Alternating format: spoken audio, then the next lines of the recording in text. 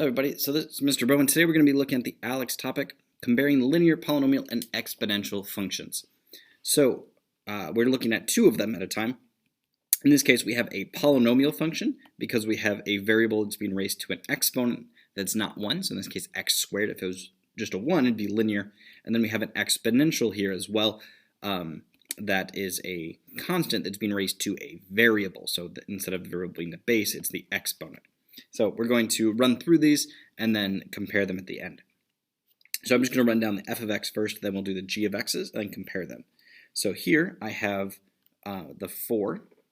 So it's 45 times 4 squared, and I want to make sure that I do the exponent first. So 4 squared is 16, so 45 times 16, which comes out as 720. Here I'm going to do 45 times 5 squared.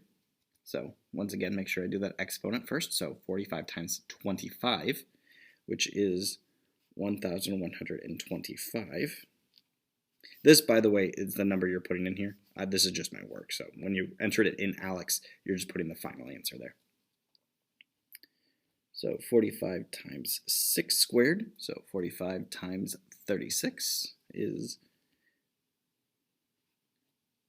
1,620.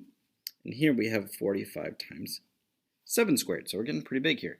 So 45 times 49, which is 2,205.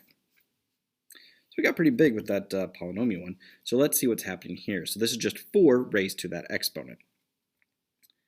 So I'm going to start by doing 4 to the 4th power, right? So 4 to the 4th power is 256.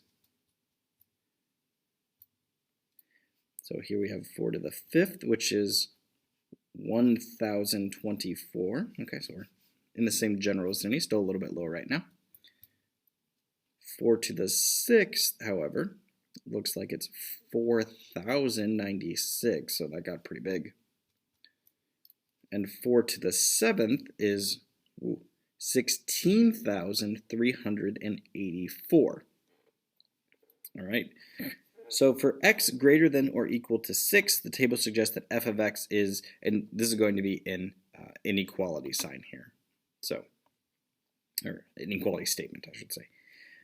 So looking at all of these values, so it's greater than or equal to 6. So starting at this point, is f of x bigger or g of x? And it looks like g of x is definitely bigger, and it's getting bigger faster, so it will stay that way. So f of x is going to be greater than